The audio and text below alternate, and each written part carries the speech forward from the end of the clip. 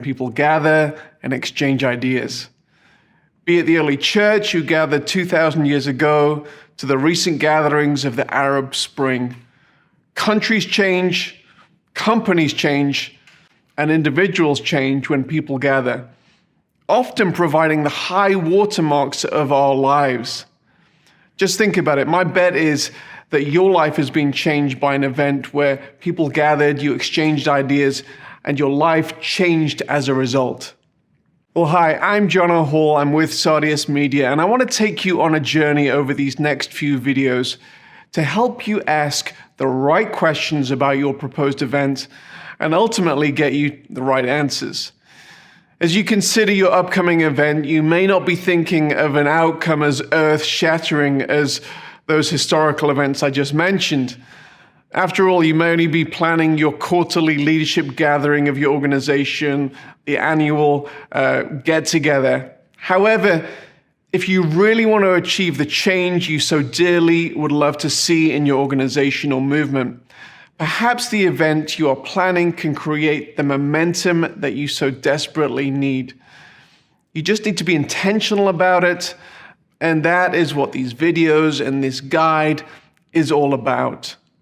Now, of course, I'm representing Sardius Media, and in these videos, it's a given that we're going to be leaning pretty heavily in the direction of what makes a great online event. However, I'm hopeful that the journey we go on will be helpful no matter what type of event you're putting on.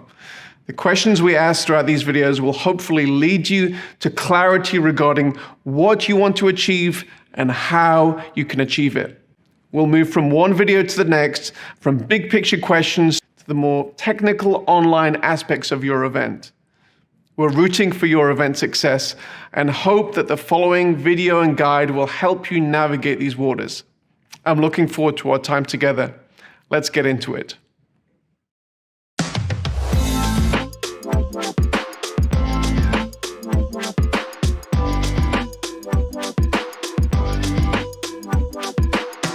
Often when you're starting to think about your event, you have something in your mind.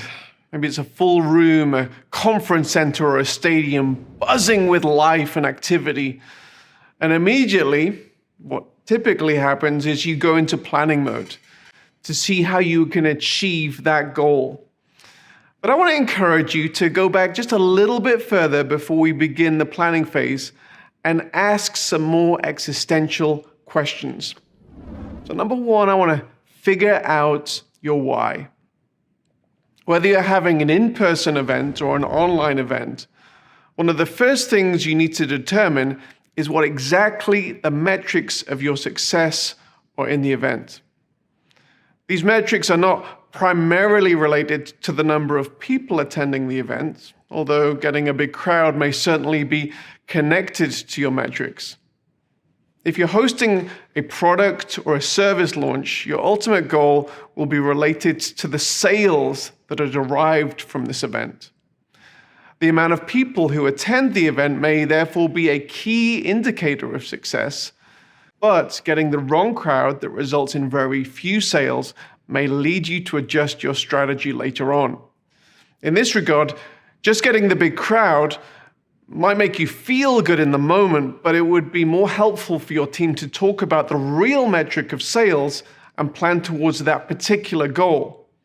Now, if your goal is to communicate your vision to your super fans, your radical core audience, having a huge crowd with hundreds of thousands of people may surprisingly actually work against your main metric. If your audience wants to be addressed as if they are the only one that matters, including them just as one of the many thousands of the audience may be a bad idea.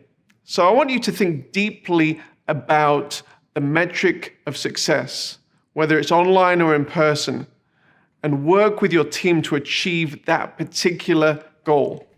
Now, let's translate some of these thoughts to putting on an online event.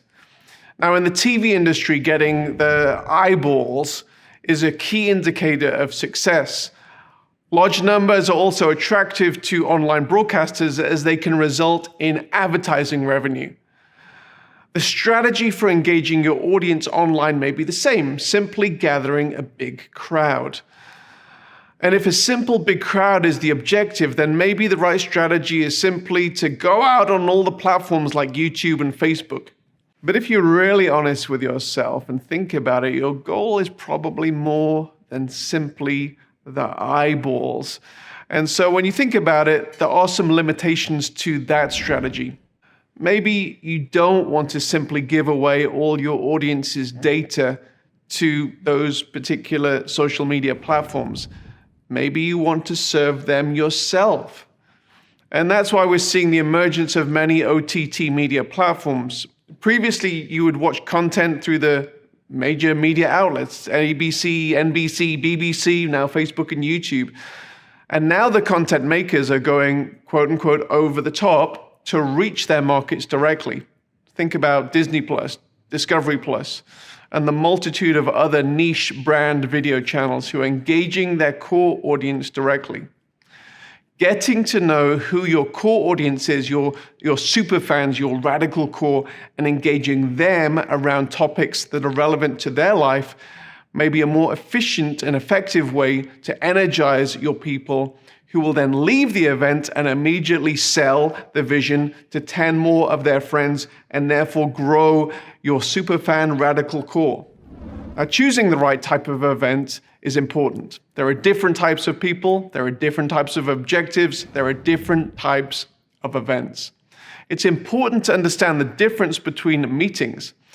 In some meetings, you need to achieve deep collaboration between attendees, while other gatherings are about gathering as many people as you can to mobilize them behind a specific vision. Sometimes you need an intimate fundraising banquet, and other times it's a rock concert that you're after. There's no right type of event which is better than another, but it is important to recognize what you're trying to achieve and choose the right medium to communicate exactly what you need to. Now, there generally is a right type of event for what your present needs are, and you shouldn't spend a whole bunch of time and money and then later on realize that you've made a poor choice to achieve the desired goals. And so that is why I want to encourage you to be intentional in figuring out the right medium. The rationale and motivation for an online event is just as important as the rationale and motivation for an in-person physical event. There's not one type of online event that you have to go down. It's often possible to mimic the aspects of a physical in-person event when you're having an online equivalency. However, it's important to recognize the differences between online and in-person events. Simply being online means you are communicating in another medium, and while this offers many benefits over in-person events, there are similarly many elements that cannot and shouldn't be reproduced. Online communication is better for intense, effective, focused, interactive information sharing, as well as focused networking, one-on-one meetings. While physical events can be much better for creating space and time, more serendipitous networking, having meals, coffees, and walks. Similarly, you will never experience the intense, ear-bleeding, emotionally high experience of being in a mosh pit at a concert online. However, you can experience a perhaps more intimate, artistic experience through a broadcast feed. It's also important that you think in a correct manner about your financial budget.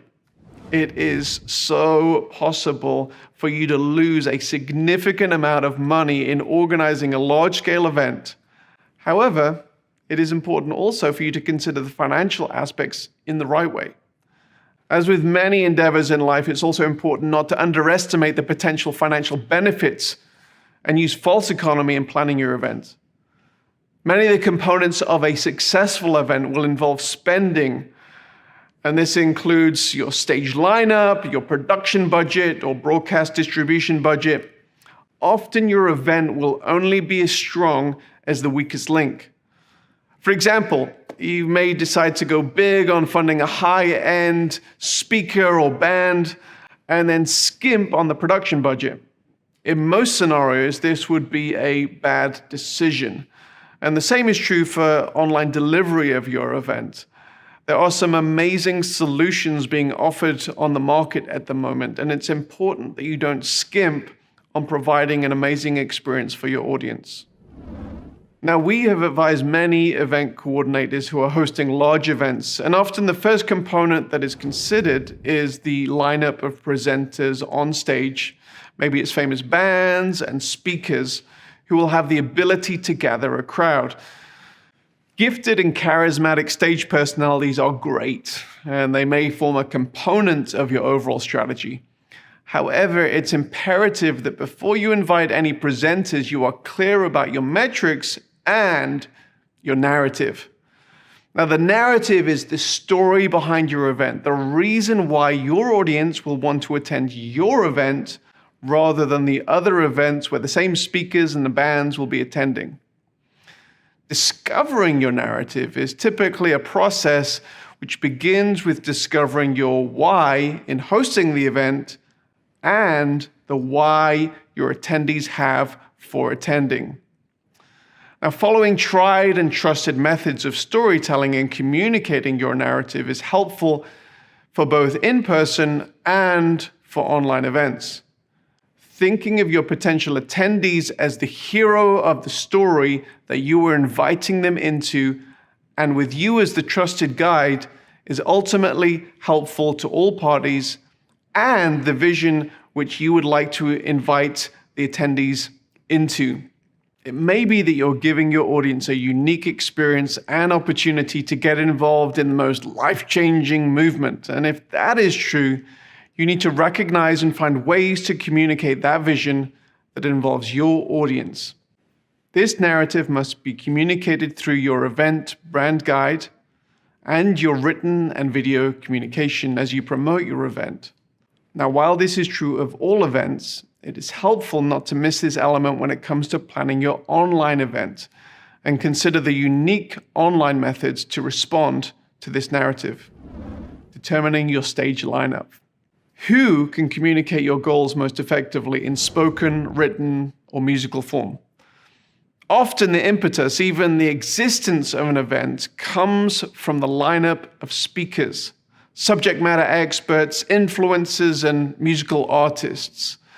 While this may be the main hook to gather a big audience, the simple ability to gather an attractional stage lineup should not determine your event. The why and the narrative should always come first. Individuals or groups who present or perform from your stage need to serve that particular vision and narrative. And if this doesn't happen, there is a possibility that you, your audience, and your guest speaker will come away from this event feeling used, and this lack of cohesion almost never achieves the worthwhile purposes for which you started out. Now, when considering either a hybrid or a completely online event, it's important to consider the different mediums of communication you're employing. A stage in front of 50,000 people in an arena versus small screens in front of 1 million people are two entirely different mediums. Although the latter is reaching a much bigger audience, a small screen is always a much more intimate medium and requires an approach where the audience is being addressed in a more direct, one-on-one manner, much like I'm doing now. When considering your lineup, also consider how you're going to communicate to both audiences most effectively, and consider how your lineup is going to do this. Audience engagement is important in both mediums of communication. Now, it's clear to all of us that the world was taken by surprise by the COVID-19 pandemic. And the one question that we've received more than any others throughout this time is predicated on the longing to return to in-person events, but then people say how things will change in a post-COVID world with regard to online events. And our response has long been that we also long for the return to in-person events that we're seeing now. However, online events are not going away. Even before COVID, the online component of events was increasingly in demand, And the complexity was also increasing. So this is an area you shouldn't ignore for too much longer. So that's pretty much all there is for this section. So let's go through our checklist.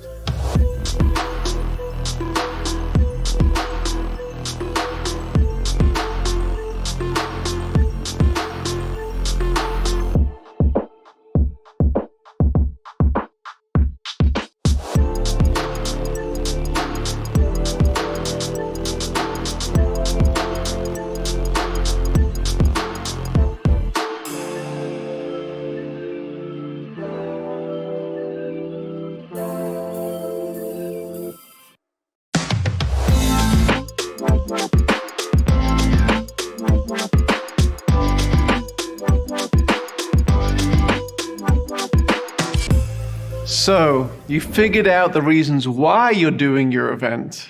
The next thing you need to figure out is how to communicate what you're doing to your intended audience to ensure the right people are at your event.